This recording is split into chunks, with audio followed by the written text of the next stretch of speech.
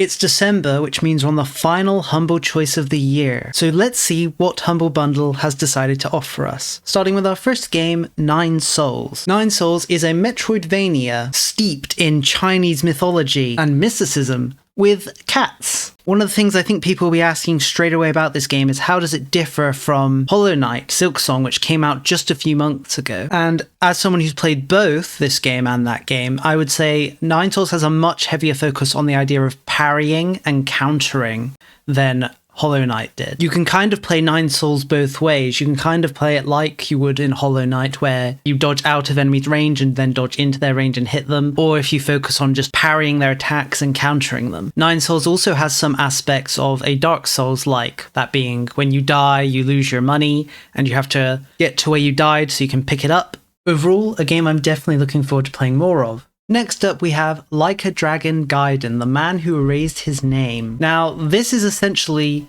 the 7th, maybe 7.5th game in the Yakuza franchise. So if you're coming to this game having played none of the Yakuza games, you're definitely going to be overwhelmed by lots of backstory and flashbacks and characters you don't know and events you don't know. So if that's something that bothers you, I can't really recommend this game to someone with no knowledge of the Yakuza franchise. But to expand on this game's place in the story a little, it is essentially a spin-off that details certain events that take place between 6 and 8, but at the same time as 7. So it's not necessarily a mainline game, it's definitely one you don't need to play to know the overall Yakuza story, and it kind of just fills in some of the blanks and tells us of some things that are happening during the events of the other game I mentioned. This game is also a lot shorter than other Yakuzas, so if you played other Yakuzas and didn't get very far or wasn't able to finish them because they were too long, this game might be a good choice. If you don't care about the overall story and plot and are fine just playing a side story without much prior knowledge to events. If you're someone who doesn't enjoy lots of cutscenes with lots of dialogue and kind of nonsensical story, I don't think you'll like this game, as I think the later Yakuzas and this game as well, the plot kind of goes off the rails even more than it already was in the early Yakuzas. So if you're someone who hasn't played any of them, or only a few of them, like Zero, and are thinking, can I just jump in with this one and I'll have a similar experience to Zero?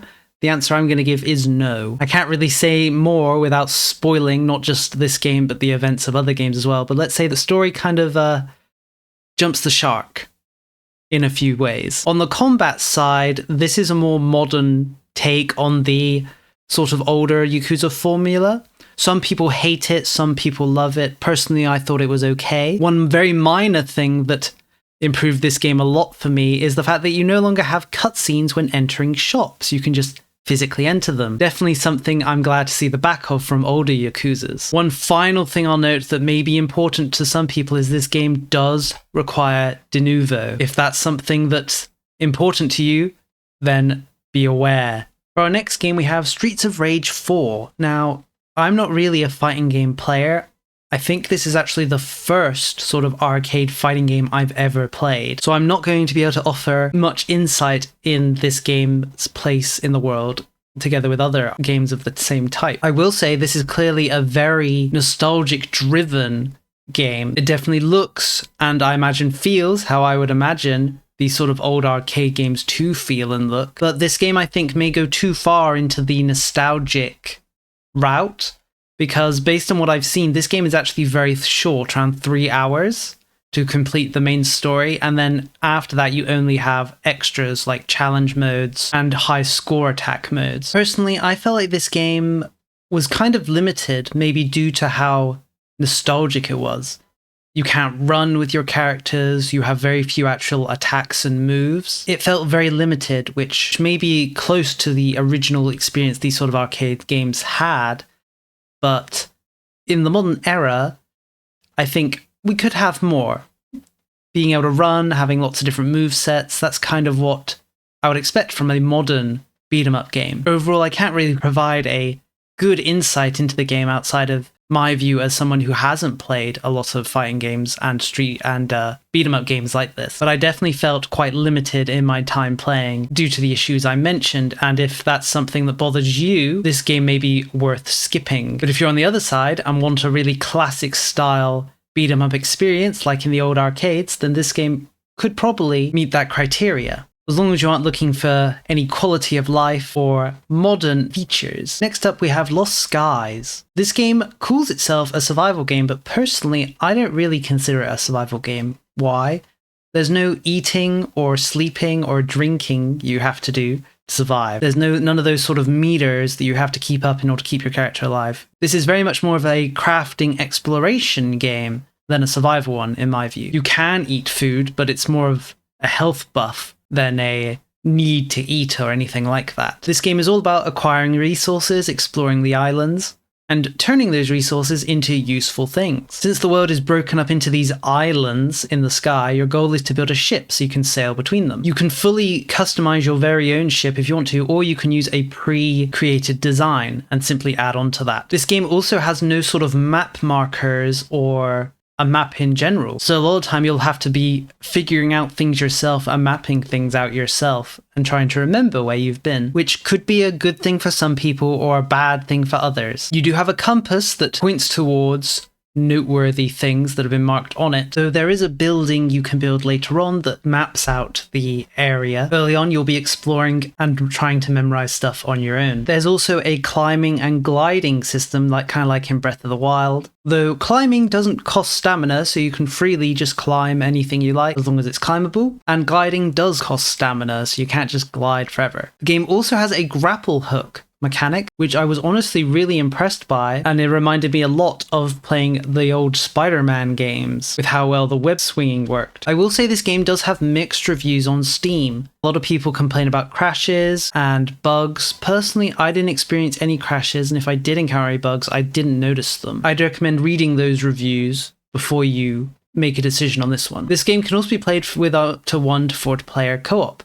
So if you have friends who would like to play this game or want to explore the skies without all of the other survival mechanics games like this tend to have, then this could be a good game to play with friends. For our 5th game, we have Intravenous 2, which is a Hotline Miami-like with a focus on stealth. Though with that said, you can fully play through levels gun blazing if you want to, or you can play it fully stealth like it's a Splinter Cell game. The choice is really up to you, and the game allows for both playstyles. On the story side, I'd say the story wasn't very interesting, but I didn't play Intravenous 1, so I don't know if maybe it's actually a really deep and interesting story and I just didn't get far enough to see it. But I will say for what I did see, the story was definitely taking a back seat, I felt. The game also has a large variety of gadgets and weapons that you can unlock through buying them or finding them in levels. You can then modify guns by adding these extra modifications to them, like silencers or red dot sights and other things. So keep in mind this is definitely one of the harder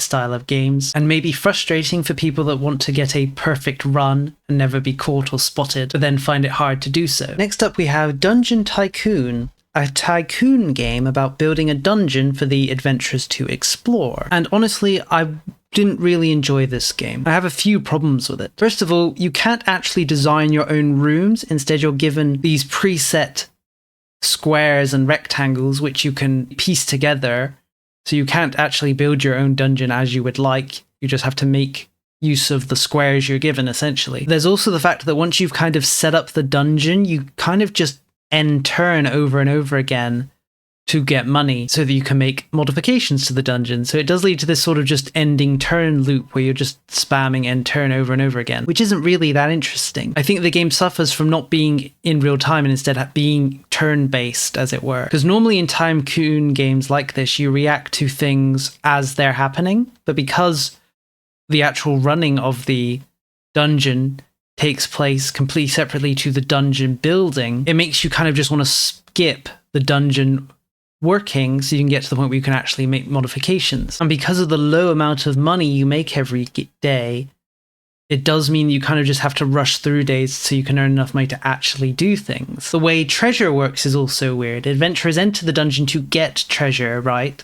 They look for the treasure chests with money in, but treasure chests only accumulate money from combat taking place in the room. So hypothetically, if you built a room at the end of your dungeon and put a big treasure chest in it, there would be no gold in it unless combat actually took place in that room. Because the way it works is when your monsters damage heroes, they lose gold, which then goes into treasure chests. So in reality, the smartest thing to do would be put all your chests towards the start of the dungeon and have that main room act as a big combat area so that the money from the combat will flow into the chests so the adventurers get the money so they then buy things in the dungeon. So overall, I didn't really like this game. I felt it was very repetitive and there wasn't really anything to keep my interest. I'm not a big fan of these sort of Tycoon games though, so it might just be me. Other people might enjoy this style of gameplay and its repetitive nature. Next up we have Beholder Conductor, a spin-off from the Beholder series.